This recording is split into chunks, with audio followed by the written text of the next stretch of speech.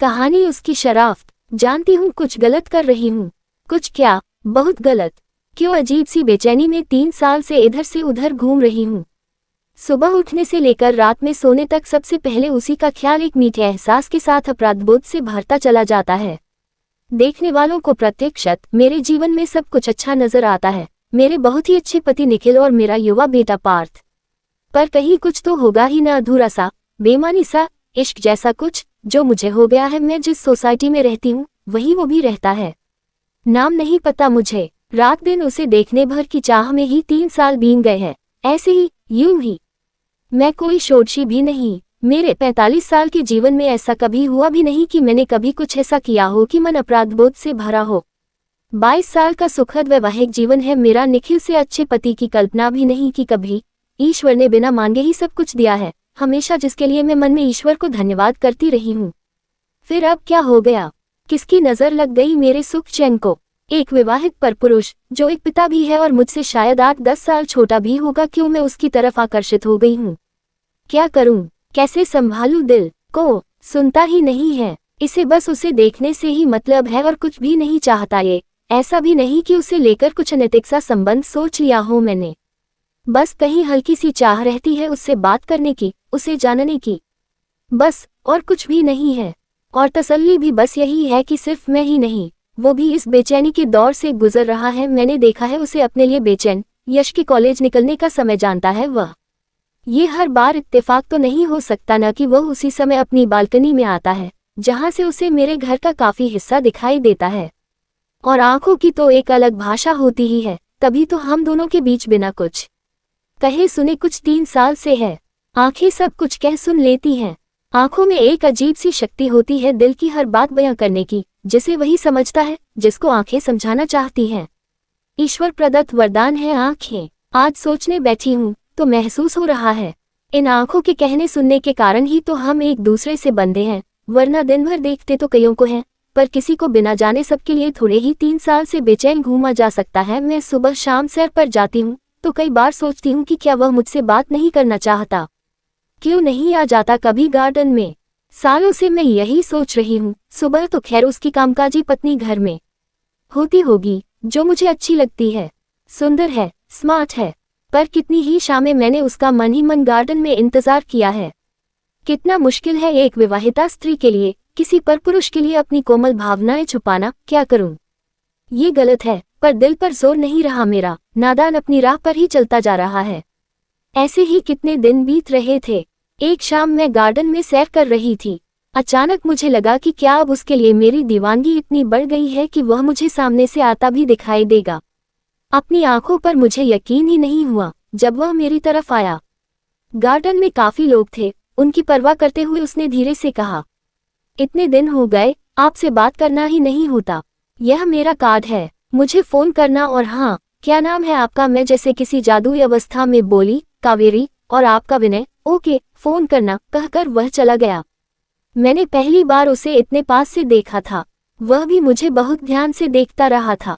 मैंने उसके कार्ड को बेचैनी से पढ़ा। विनय गुप्ता, किसी कंपनी में CA है। किसी नवयुवती की तरह मेरी हथेलियां पसीने से भीग उठी थीं। अजीब सी खुशी और उत्साह से मैं उसी समय सैर छोड़कर उसे फोन करने के लिए घर की तरफ चल पड़ी। बहुत सी बातें करनी थी उससे, कितना कुछ पूछना था, कितना कुछ बताना था। निखिल और यश के आने में काफी समय था। मैंने घर पहुंचकर अपने स्पोर्ट्स शूज भी नहीं उतारे, बस हाथ धोकर उसका कार्ड देखते हुए लैंडलाइन से फोन मिला दिया। नेटवर्क नहीं था, मोबाइल से टाइम खराब होता और मैं तो अति उत्साहित थी ही। पहली ही घंटी में उसने फोन उठा लिया तो मुझे बहुत अच्छा लगा उसने मुझे घर आते हुए देखा होगा, मेरे फोन का इंतजार होगा उसे। मैं कावेरी, मेरे कहते ही वह बोला, हाँ कावेरी, हाउ आर यू? उसके मुंह से मुझे अपना नाम पहली बार इतना खूबसूरत लगा। वह कई बार कावेरी कावेरी कहे। मैं शुरू हो गई, विनय, आपको पता है मैं कब से आपका गार्डन में इंतजार कर रही हूँ। रोज सोचती थी आप क्यों नहीं आ जाते किसी दिन। वहां बात करना कितना आसान था। आपने इतने दिन क्यों लगा दिए? विनय हंसा। उसकी हंसी जैसे मुझे एक शीतल बौछार में भिगो गई। बोला, बस अब आना जरूरी लगा। मुझे आपसे एक जरूरी बात करनी थी, इसलिए फोन नंबर दिया। आज मैं बहुत खुश थी। हाँ कहिए। बात यह है कि मुझे ऐसा लगता है कि यह जो कुछ भी हमारे बीच है वह ठीक नहीं है। जब हम एक दूसरे के रूटीन के हिसाब से बाहर आकर एक दूसरे को देखते हैं, उस समय आपके नीचे वाले फ्लैट में कोई हमें देखता है। आप तो नीचे नहीं देख पाएंगी ना, मैंने नोट किया है। मैं अपनी लाइफ में कोई भी अनावश्यक टेंशन नहीं चाहता। अच्छा भला सुखी परिवार है मेरा। आप भी अपने पर कंट्रोल रखिए। अब बस यही कहना था मुझे आपसे। अब रखता हूँ, कुछ जरूरी काम है, कहकर वह फोन रख चुका था। अपमान और दुख से मेरी आंखों से आंसू बह चले। आज इतने सालों बाद दिल को जो सुकून मिला वह इतना क्षणिक था। मुझे अपने कानों पर विश्वास ही नहीं हुआ था। मैंने उसे फिर फोन मिलाया, उसने नहीं उठाया। अपना आत्मसम्मान भूलकर मैंने फिर उसे फोन मिलाया, उसने नहीं उठाया। मैं रोती हुई फोन घूरती रही। यह क्या हो गया, यह क्या किया विनय ने? मैं कौन सा उससे कुछ मांग रही थी, कोई सीमा पार करने के लिए कह रही थी।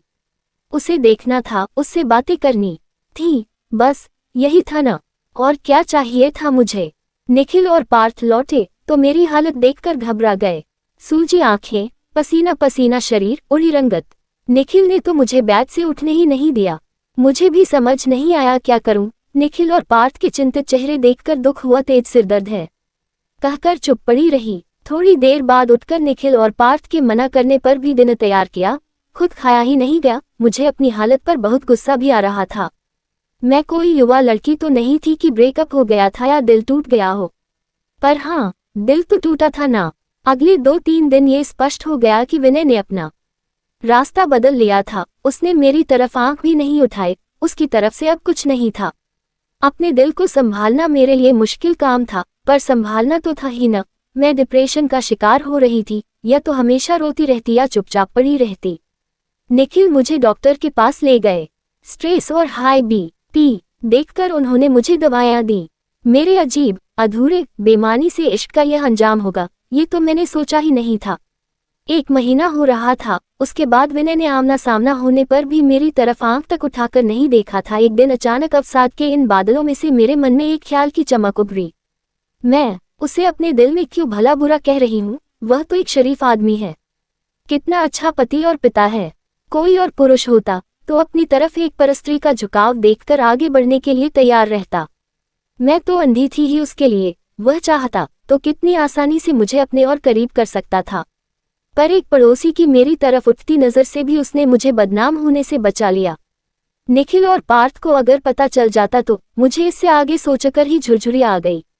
एक परपुरुष ने मेरे बहके कदमों को संभाला है, मुझे तो उसका शुक्रगुजार होना चाहिए। और कौन कहता है कि हर पुरुष स्वभाव से कामुक, अयाश और मौका परस्त होता है। ये शराफ्त हम स्त्रियों की बबौती थोड़े ही है। पुरुष भी होते हैं अपनी पत्नी के प्रति निष्ठावान, अच्छे इंसान, परिवार की मर्यादा को निभाने वाले। किसी एक पुरुष के चरित्रहीन होने पर सारी पुरुष जाति को दोषी नहीं ठहराया जा सकता। एक पुरुष की शराफ्त का उदाहरण मेरे सामने था। मेरा पागलपन, मेरे बहके कदम गवाह थे।